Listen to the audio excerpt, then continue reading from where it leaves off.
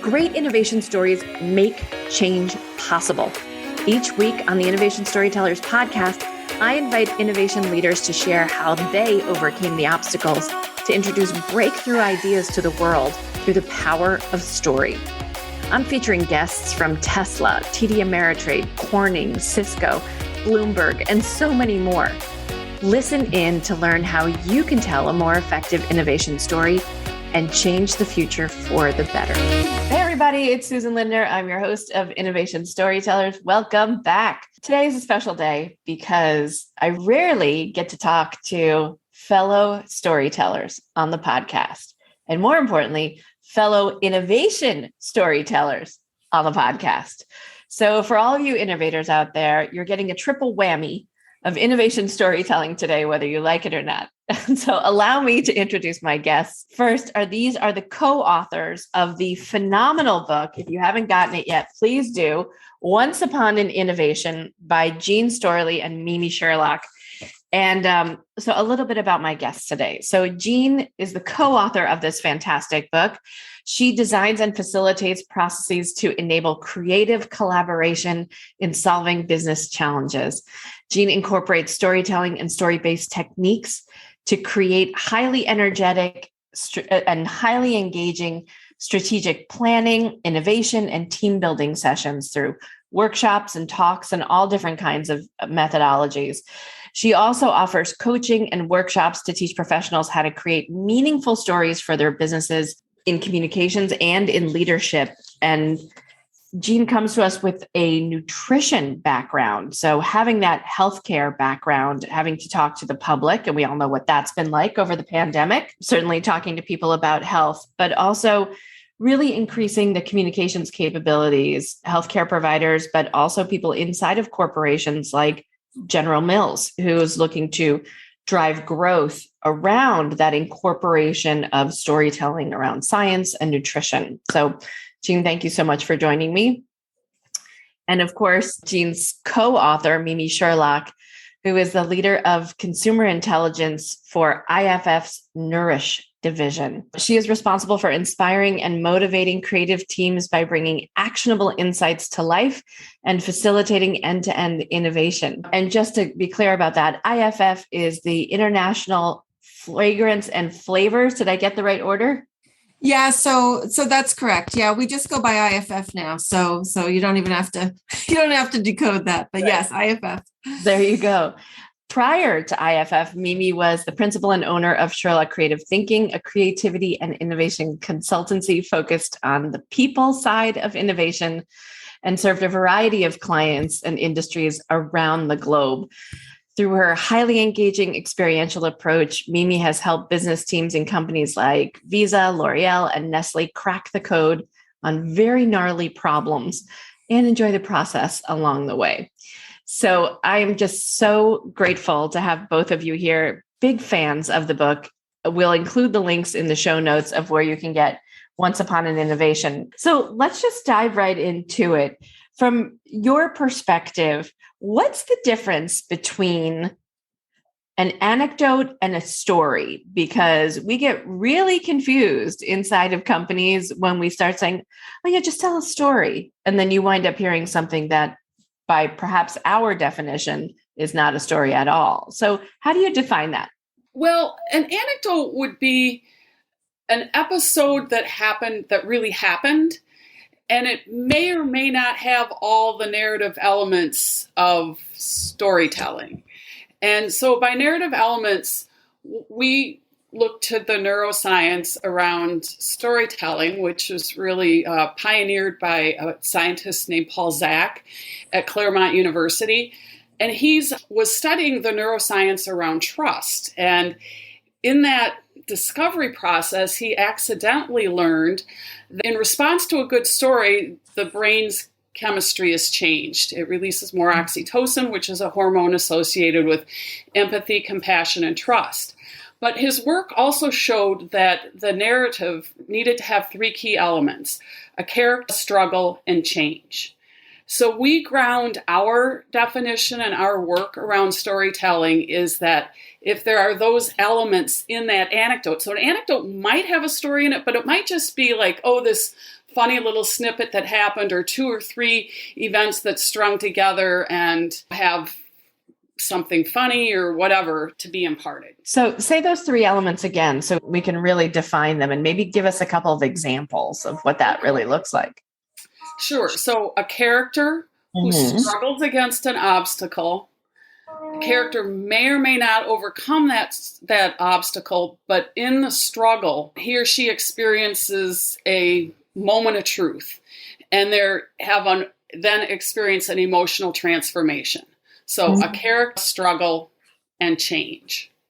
Yeah. And that last piece is where I think we all think about where innovation is coming in, right? Our desire in creating innovative products in the world is to unleash some kind of transformation, right? That's the business that we're in. And I think for those of us on the benevolent side of that transformation process, hopefully, rather than a destructive one, we're hoping to bring goodwill into the world, right? We're hoping to make life better for someone in the process. So it's not changing just for change's sake, but rather our desire is improvement. Yeah. And so how do you juxtapose that against an anecdote? Like, what does an anecdote look like compared to a story? I was looking out the window and I saw an eagle sitting in the tree. And the eagle sat there for a half an hour and I was distracted. And even it flew away. Yeah.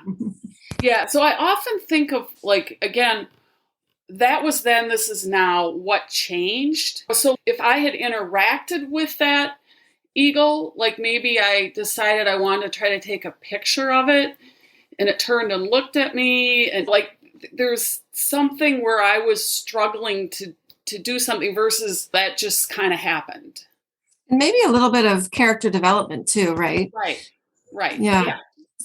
So if you're not going to really get that empathy, right? If you don't really know the character of the story and get to know them. So again, it doesn't have to be some big deep dive, but getting some clue as to what's the essence of the character, I think, is a big part of what differentiated as well. Yeah. And so as innovators, right, for our listeners, as innovators, so many people say, I know I need to tell a better story about what's going on here, about my prototype, my idea, my process change, anything that's taking place internally.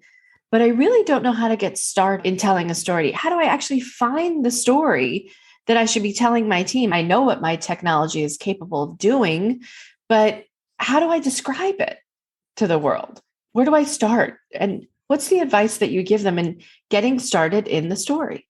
I think a couple things that come to mind there. I mean, I think the first thing is that the easier thing to do, right, is to maybe talk about data or observations, right? Because, wow, we're just surrounded by a lot of those things, right? And we know that stories are so much more powerful to kind of spring people into action, to inspire, to motivate change and innovation. And I think the stories, the truth is, and Gina and I talk about this all the time, right? Stories can come from so many different places. I don't think there's one kind of approach to finding the stories or figuring out how to craft the story. Sometimes the stories come from our own experiences. And if we're not being mindful, and if we're not kind of doing a good job of capturing our experiences and our stories, we don't have a lot of things in our back pocket to draw from. And so I think that's a big part of it too. It's remembering some of our stories, remembering some of our experiences,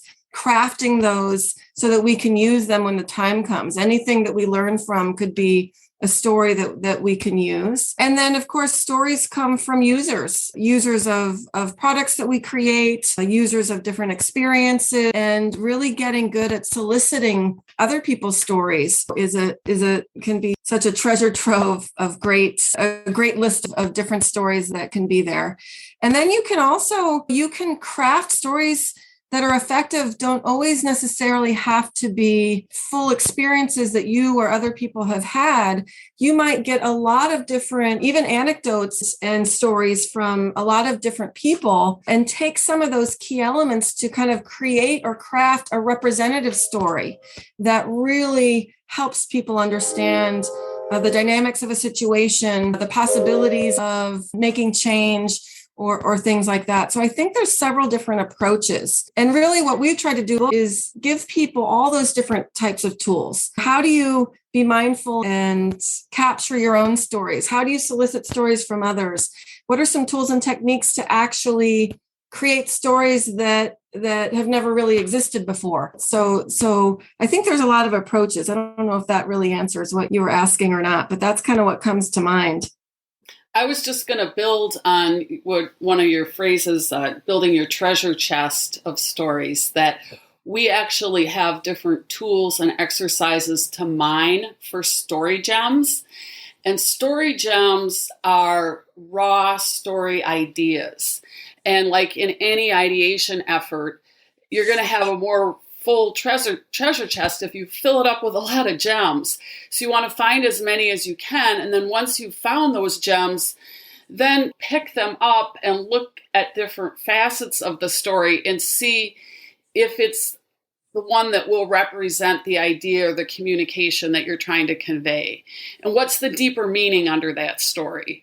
And better yet, if you can link that story gem to a universal plot or a universal experience, then the story probably has a lot of opportunity to persuade and communicate and connect with people.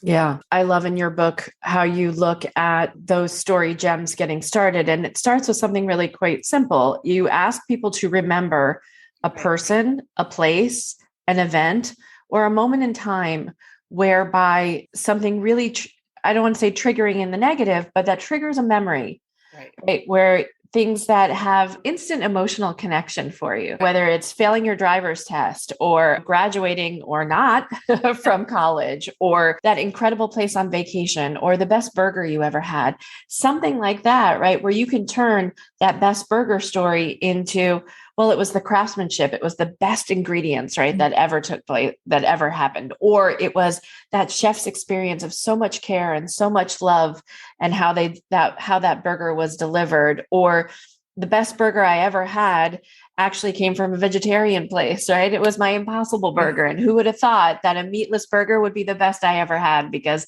it made me feel a certain way. And I was transformed after that. I didn't need to go back and have the beef ever again, right? So there's all these little nuances, as you say, really holding up the gem and examining it from all sides. I like to tell audiences too that story feels like, when we talk about it as communicators like this, suddenly it feels like something that's separate from the human experience. But in reality, there are two ways that human beings learn. One is experiential. You touch the stove and it's hot. And you go, okay. And then the other is your mom says, don't touch the stove. And that beginning of how a story forms is, and I touched it anyway. And then I learned that I should really listen to my mom. And when I became a mom, I knew that I was going to follow that track as opposed to going, here, honey, put your hand on the stove. Unless you're divinely inspired or you're psychic, predominantly, this is how human beings learn, is experiential or receiving stories from people who have been there before, have seen it before. And it's how we sit in school and learn. It's how we receive information into the human brain. It doesn't come through Excel spreadsheet or 3 bullets, right? It's encapsulated in something that seeks to teach us a larger lesson.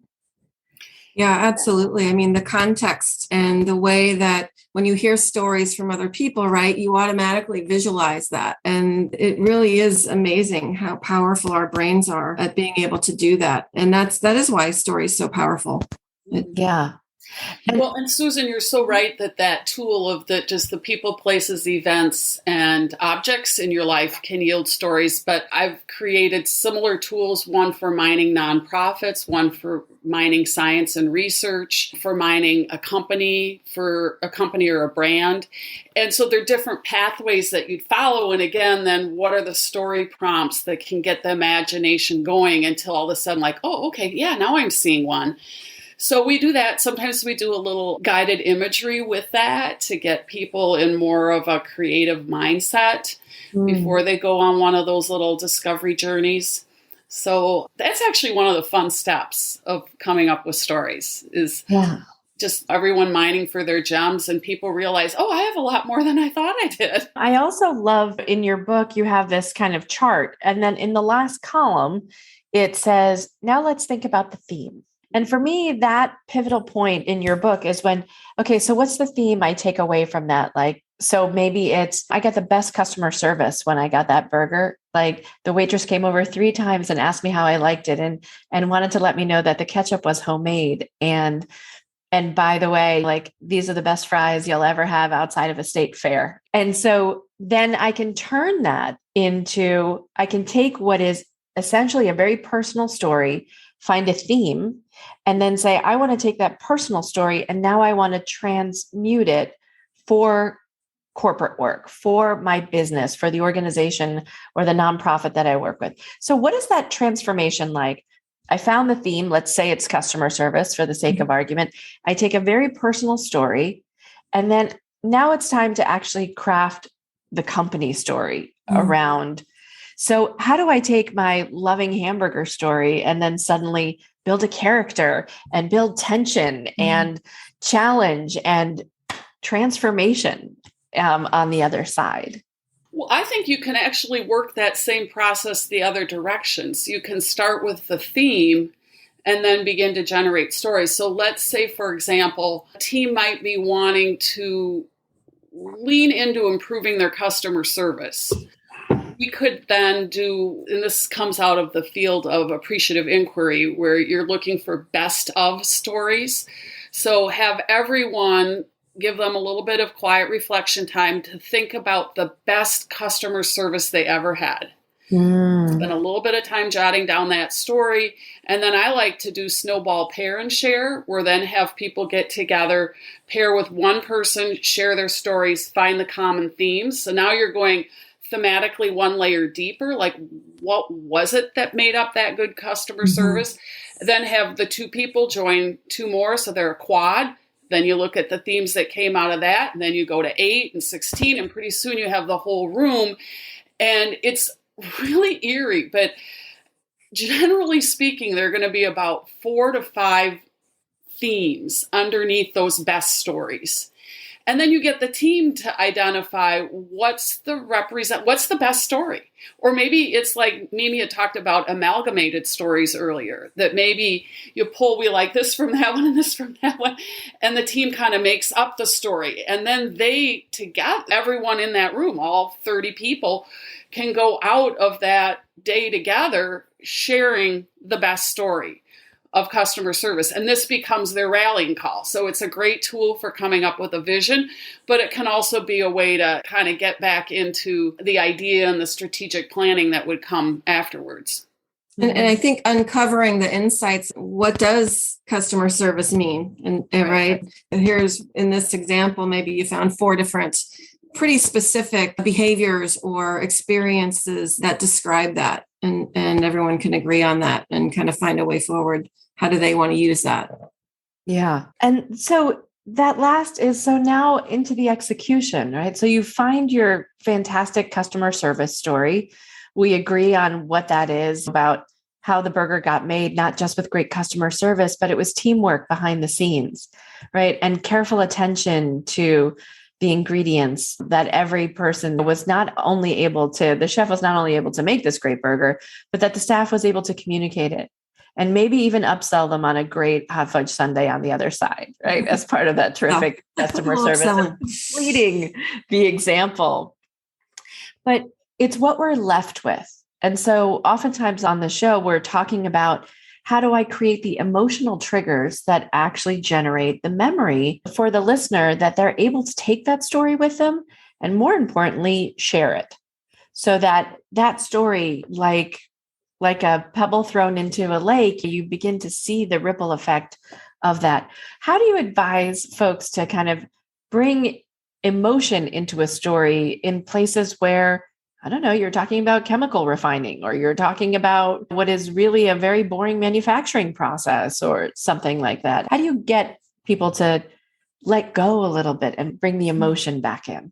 Yeah, I mean, I think a couple things will do that. I think if you focus on the transformation piece, right? Because that's about people feeling change or people really feeling or having a discovery or really kind of a turning point. And I think that part of what makes that come to life is also just the way you describe things in the language and using really vivid language to express and articulate within that story what's happening and really paying attention to details and sometimes maybe unexpected details that end up playing kind of a bigger role in the story. But I do think that the language that you use to bring that to life certainly can really help people to visualize more. And the more they can visualize and kind of immerse themselves, I think the more it's going to touch people and have that effect that you're looking for.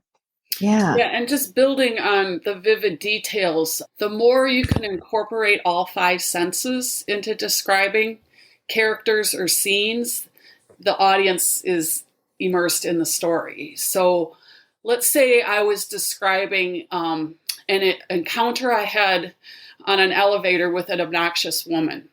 I might say, the smell. I'm a New Yorker. I'm very familiar with that experience, by the way. Yeah. I may even have been that obnoxious woman. I just put it out there. That could have been me. Okay, well, you tell me if this is relatable. The smell of her cheap perfume stung my nose as I heard her scream, "Johnny, hurry up!" Got it. I'm there. I'm in that elevator with you. And my son's name is Michael, for the record. Make it real, getting real. Yeah. So again, they use this in journalism. They say show, don't tell.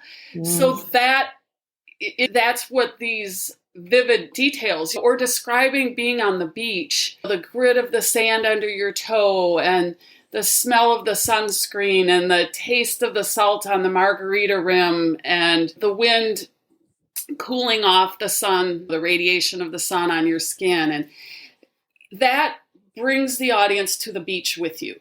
You know, and now you've set the scene. So where those sensory details are really helpful in bringing your characters to life and sort of setting your stage. If those are important to the telling of the story, like you can go overboard with those vivid details and distract from the main points. It's strategic use of these details. There's a whole nother technique, and Mimi introduced me to this one, and that's 6-word stories. So if you can tell your story in 6 words, do you want to tell the background on 6-word stories, Mimi? Yeah, I don't know if you've ever heard of it. It's kind of become popular. There's a whole website around it, and it's kind of based on the lore of Hemingway being asked to tell the greatest story he ever wrote, and it was baby shoes for sale, baby shoes never worn. Right? Have you heard that lore before? And so again, I think it's a really powerful concept and an idea, because just from those 6 words, right? Like you just made this gesture to hold your heart. Yeah. I mean, how powerful those 6 words could be in touching you and taking you somewhere. And it can be a very powerful technique, because it helps people to kind of get to sometimes the essence, right, of a story. It's certainly a great creative technique to really kind of force people to tell stories in only with a constraint of only using 6 words. And then you're choosing each word so carefully and so kind of building that emotion into it to make sure that you're conveying what you want to convey. But this is a technique that originally became pretty popular around telling your own memoirs, 6-word memoirs.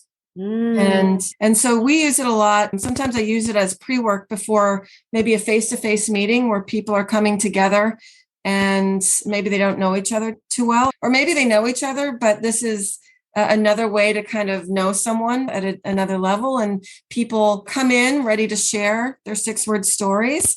And then others can kind of ask them some questions about that, and they can talk about what those mean and really convey some pretty interesting personal things in case of 6-word memoirs. But you can use it for a lot of different things. It helps people to process a lot of information. If you ask them to, okay, take all this data that we have that we know is compelling us to make a change, maybe in a process or in an operation or maybe in our service model, and condense that down to 6 words and tell us what the challenge is or why we need to change. I mean, it's just a really simple, powerful technique that you can use in a lot of different ways. I often have my workshop participants write their story in just one tweet, right? So if you only have 140 characters, it's 6 words is a constraint. I immediately heard baby shoes and I was like, ooh, what about wedding dress? There's lots of you could stick in there. And I was trying to compose my own while you were thinking. And I was like, passport stamped, stranger met, coming home, ? Yeah, cool. Look you're good at this. Yeah, you're good. You're quick. I've been doing some work on story-based leadership and some training and coaching around that. And one of the things that I have people do is think of their 6 core leadership stories that often emerge out of their values and have their longer version of their stories that they've thought out, but distill each of them down to 6 words. And they're wonderful for a job interview, for that proverbial elevator speech, or in a networking situation. And what I really like about the 6-word stories is they leave an element of curiosity, and they're inviting the listener into the story in an interactive way. And you pique the curiosity, and then the listener is giving you permission to tell more. So, okay, we first thought that the baby died, but maybe the baby was just born at 13 pounds and those shoes were too small and they never fit. And it's really not a heart-wrenching It's a very different story there. It's a very different story. So, and that's, and when as a story creator, to be okay with that, to leave a little bit of that ambiguity and that curiosity, because you now get into this iterative and dynamic part of the storyteller and the story listener share that storytelling together. So let's talk about that, because prior to the show, we were talking a little bit about 2-way storytelling. And I think on the innovation journey, many times we think about the innovation story is, I have this great idea. As the innovator, I need to be the one telling the story, which is true. You are responsible for telling the story of your fantastic idea and then moving it through a company, whether it's getting approvals, getting funding, getting timelines, influencing people to get them on board. But there's a 2-way part of the story when we think about innovating something, that there's a whole audience we can't leave out, which is whomever the innovation is intended for, that they come along for the ride. Can you talk a little bit about how companies can invoke this 2-way storytelling process so that it is not aside from, it is inherently part of the innovation process? Well, you're really kind of conjuring up the essence of design thinking and the whole process of the consumer, the user being a co-creator of the product and a co-creator of the process. So starting with that immersion and empathy and understanding, and it's also inherent in that model is rapid prototyping and then concept development. So kind of every step of that innovation process, engaging the user and their stories in that. Yeah, and I think one of the things that Jean and I played around with that I think is pretty powerful here is starting with the user, right? It's user-centered design, right? And you have to have this understanding and this empathy with the ultimate user and build solutions for them. And in design thinking, it's very common to use personas. I don't know if you're familiar with personas, right? So sometimes, right, we've got a lot of data about our target consumer group or the challenges that these consumers have. And we can put together kind of an overview of the demographics and the data that we have about them.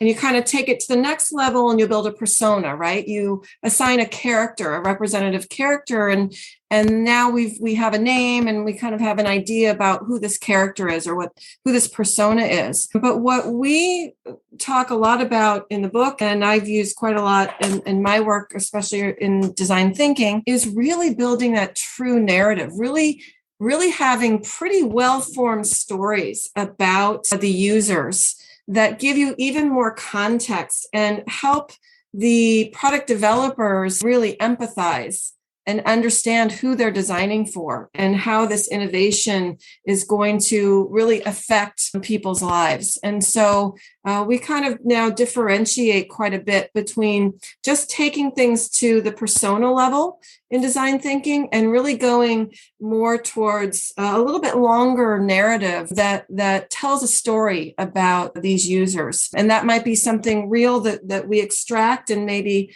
kind of make sure it's super well crafted so that the product developers really make those connections.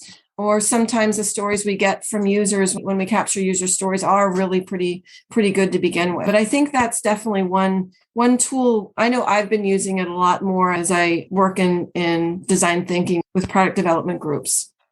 And so that kind of, just to put it simply, is going beyond the persona and putting the persona into a struggle. Mm-hmm. And then what is that arc? What's the tension, the rise, the turning point, and how the character changes?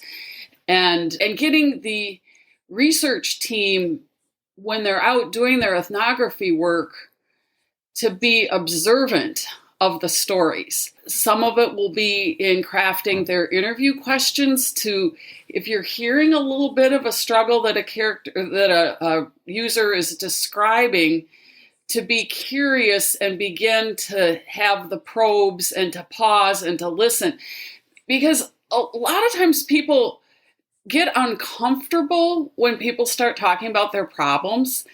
It just makes you a little nervous and okay, well, we'll move on to the next question then, when you hear the person maybe get a little bit choked up. But learning to just give witness to someone's pain and let them keep talking, and to make sure that you're capturing the whole story and the insights with it. Now, obviously, you want to honor someone's pain and honor privacy and anything you might be hearing, but make sure you listen long enough that you get the insight. Mm-hmm. So there's a piece of telling good user stories that is capturing them when you're out there doing the ethnographic work. And then the second skill set that we really believe that insights professionals need to start exercising is becoming better crafters of the story. And that they kind of are getting good now at drafting their personas. So they're bringing to life the character, but they aren't putting the character into the setting of the character's life. What's an example of that, Jean? Where are we screwing it up? Well, we've got a couple examples in the book. I think in one of them, I can't remember if it was the healthy aging person. I'm trying to remember the details.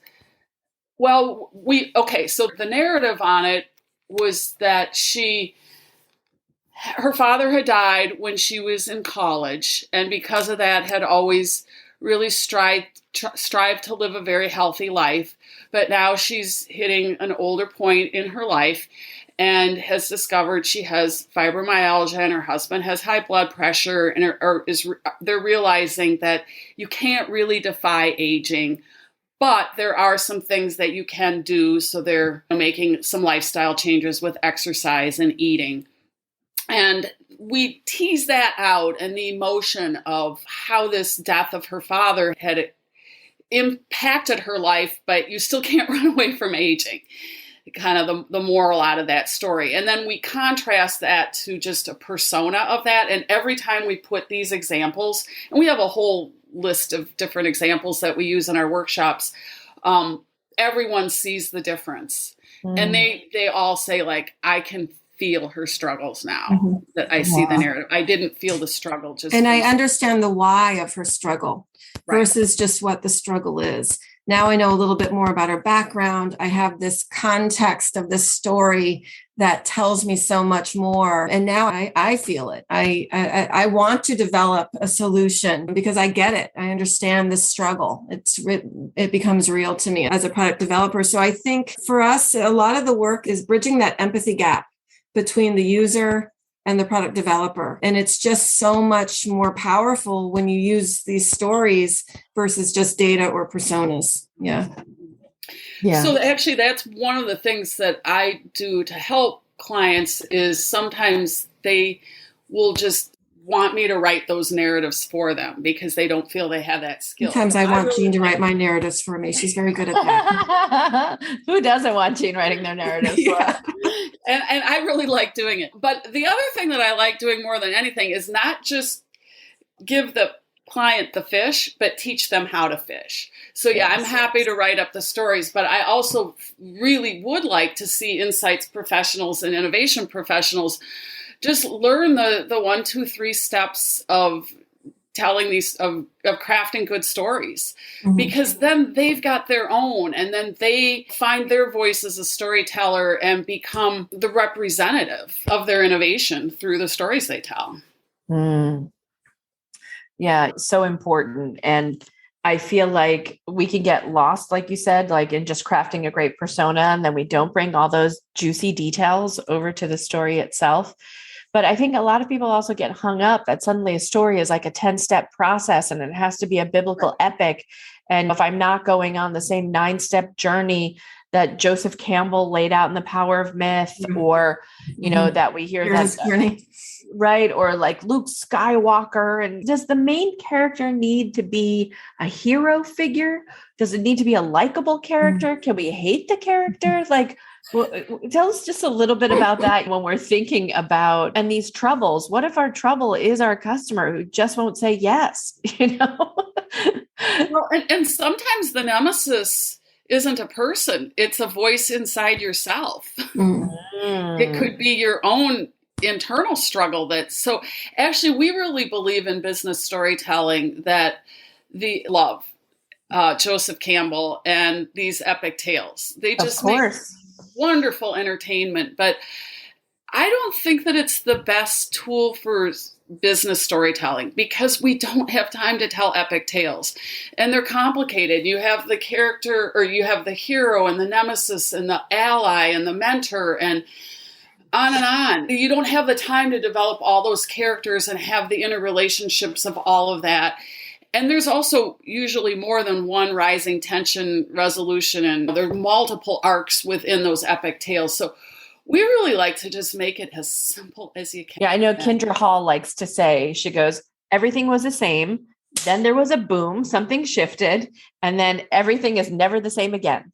Like it's 3 steps. And talking a little bit about that character development, but that tension. The tension is really important. And I think for so many of us is we leave that out. And I work with a lot of entrepreneurs who want to say, well, I had this great idea for this technology. And then I turned to my buddy and said, let's do it. And we got a ton of venture capital funding and we built the product, and then our company got acquired. And I was like, that is the most boring story I have ever heard. Because you are leaving out anything that makes me feel empathy for you. Because you neglected to share the challenges and the agony, struggle, getting a divorce in the middle of it, or having to break up with your business partner because it just didn't work out. Like all of those things create the richness, or we shopped it around to 17 venture capital firms before they said yes. And I think it is sharing the feelings of the process. I mean, innovation is a very emotional process, right? And it certainly has its ups and its downs, and they tend to be pretty spiky, right? When you're really innovating, you get super excited about something and something doesn't work. And then you're like, oh my God, I'm as low as I can be. And then something starts to happen again. And that energy level, that the tension and the resiliency and all those things. And that's what people want to hear, right? Because they're looking to understand themselves in stories as well. And a peek behind the curtain, what's going on in your head when that's happening, and really human stories. And I think that is so critical for sure. Another mistake that people make when constructing their stories around that, particularly in the rising tension side of the arc, is they mistake sequential details with plot points. And then and which is how a 4-year-old tells a story, right? You're like, please make it stop. They're building to their turning point through a series of sequential steps, and you don't need to stay in sequence to create that tension. That sometimes maybe you grab them in to open the story right in the middle of tension, and then back up a little bit to provide the context, and then show how the tension thickens. Well, Jean's really good at that, right? I mean, when she helps write stories, I know she's helped me quite a bit. And she's like, "Oh yeah, you're starting this story way too early, right? That you started at this point. What's the point? What's the best point for the story to start the story, right? How much background do you really need? You got to keep people engaged, and I think I'm sure that comes with some experience and practice. But I'm just being more mindful of that. Jean has certainly taught me. I was going to talk about one of the activities that we do in our workshop is called Pass the Plot. And it's an improv tool. And we aren't necessarily hoping to get awesome stories out of it, but we're wanting to teach the structure of a plot. So we have people stand in the shape of a narrative arc, and we take... Which, if you don't know, looks like a bell curve on a test where you probably got... Thank you. Yeah, we have 7 volunteers, and we start with a ball, and we begin with a story prompt. So as he hits send on his email... He went, yikes. Then you pass the plot thickens, aha, clarity, resolution, so what? And so each person is assigned one of those plot elements, and the ball passes around and that story gets built. So we're wanting them to kind of imprint in their head. Setup, plot thickens, your turning point, clarity, resolution, so what? And if you can just force yourself to outline your story that way and don't put boring things in your rising tension, you've got it. Yeah, because you wind up dissipating all the tension that way. Right. And I always tell people that an action adventure movie starts with a car crash. Like it always something's exploding, something's going off the road. You're curious. What happened? Yes. Why are they being dragged? I mean, James Bond is constantly being chased in every opening scene of every Bond film, right? We're we don't even know who the characters are. We don't even know if we like James Bond at this point. We know that things are exploding and someone's getting chased. And he's driving a cool car. Right. And a really cool car, for sure. Okay, so I'm going to ask you the questions that I ask all of the innovators who come on the show, are my little hot seat questions. And Jean, I'll ask you first. So we are, as innovation storytellers, clearly we're inherent fans of innovation to begin with. So what do you think is among the top 3 innovations of all time? If you had to choose your favorite top innovation of all time since the beginning of human history, what would that be? I would say fire. A good one because of the marshmallows? Well, yeah. Yes. But even before marshmallows were invented, but yes, fire allows us to cook food. So huge transformation in how we can As eat. the nutritionist. Mm-hmm. Yes. But also, it was one of the first ways we began to change our environment to make the environment comfortable and cozy. And then also, fires create community.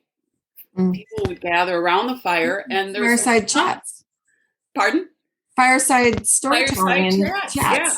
And it's a great place for storytelling. You put a log on the fire, someone tells a story, and pretty soon they're ping-ponging all around. And stories they go hand in hand with fire. And that's how culture, wisdom, knowledge, values are passed from generation to generation and culture to culture. So yeah. Is it not possible that we were all just huddling up, squeezing next to each other to stay warm, and we were just whispering those stories in a line back and forth to each other in the perfect spoon-shaped formation before the fire? I was like, how were we staying warm before that? Yeah. Okay, so if you could join, maybe I'll ask you this one. If you could join any innovation team throughout the course of human history, which team would you have liked to have been on? Or maybe whose story would you most like to have been told, maybe? I've listened to a number of your podcasts, and I've been thinking about this question, and a number of people, and it was one that I went to was the building of the airplane. But I'm going to actually go one person beyond that. I would love to have been in Amelia Earhart's innovation team. So she took an innovation that existed, but she broke a lot of records. She broke gender. She traveled further. She had to figure out how to survive on these longer flights. Or, we don't know exactly what happened. But anyway, I would have loved to have been with that amazing, strong, pioneering woman and the people around her were figuring out the challenges she faced to take on what she Not wanted to mention all the do. sexism, but yes. Right, exactly. One of those things would be innovating out sexism from the equation. Mimi, what do you think? Well, my thought goes to some of the big breakthroughs that have happened in science with health. And I just think about people that have been involved in the innovations around curing cancer and some of those things. And I'm just always in awe of the work that goes into that. And just, I think it would be fun to have such a profound effect on people's health and people's lives. And my last question is, if there's something you'd love to see innovated, something you'd love to see fixed, what would that be? Well, I have one that I'm working on with my husband because we have been starting up now that spring is here, our long walks. And I'm just so disturbed by the amount of trash that, is just, I guess, thrown out people's car windows on some of these trails that we go on these roads. And I've kind of been obsessed with this over the last few weeks. And as we do our walks, we've been ideating around what might be all the different ways that we could solve this and prevent people from littering. And, we've got some ideas, but this is something that it's just crazy how much trash there is, that people are literally just littering. And maybe some of it is they don't understand the implications of that. They don't care. When you start picking things up when you go on your walks, you notice that there's a lot of the same type of things out there. So then I start thinking, how can we get companies and brands involved whose stuff ends up being thrown out car windows? So anyway, that's a hot topic for me right now. I'd really like to be innovative about changing human behavior in a way that gets people to stop littering so much. I become so obnoxious about it. Like I see someone who's throwing something on the ground. I'm like, oh, excuse me, you dropped that. Yeah. You dropped that. Oh, you must not have noticed, but you dropped that. Yes. You should definitely I've done the same thing. And I've also had those same people. I live right by the beach in New Jersey. And I've had a whole family, like a mom with her kids. They went to the beach, they came back and they literally took their trash and they dumped it out their window in my front yard. And I said, oh, excuse me. And I went to the window, excuse me. I think you must have dropped this. And that family literally pulled away. And I'm just thinking, oh my gosh, what is wrong with people? So it's crazy. But yeah, I know I can get a little obnoxious about it too, but I think we should, right? We need I'm not sorry about it. One bit. Not one bit. Yeah. I'll take that. I'll take my New Yorker card and take that all the way to the recycling bin. Thank you. Well, this has just been a wonderful discussion. Thank you so much. And I'm just going to remind my listeners once again, if you have not picked up a copy of Once Upon an Innovation, please do it. It's available on Amazon and all the places that you love to buy books. And it's not just a book, it's a workbook. You could actually go in, try out these stories. There are exercises you can try out with your team. It's just phenomenal. And I know it's a resource that I use all the time. So ladies, thank you so much, Jean and Mimi. So appreciate having you on the show today. Thank you. Our pleasure. Thank you. It's fun. Now you might be asking, Susan, why innovation storytelling? Well, the truth is that an innovation story told well not only breaks down communication barriers so you can drive change and new growth, but it also helps other people remember and champion your work. And it propels your best ideas forward faster to secure you the runway, resources, and recognition you so richly deserve. In other words, stories are memory-making devices that significantly reduce the time it takes for you and your innovation to be understood. But like many leaders, you probably never got the memo that storytelling skills would be central to your success. Well, I've got some good news for you. It's not too late because I've got you covered. Whether you need an expert to come and speak to your innovation leaders, you need training in the art and method of innovation storytelling, or you just need the support and guidance of a consultant who can get you where you want to go in less time, visit www.susanlinder.com today to learn more and to set up a call to discuss your needs. I'm so looking forward to connecting with you and to helping you tell a great innovation story. If you like what you heard so far, Don't forget to subscribe so you never miss another episode. And leave us a comment. Tell us what you think of this episode. We'd love to hear from you. And if you didn't like what you've heard, just forget everything I've said.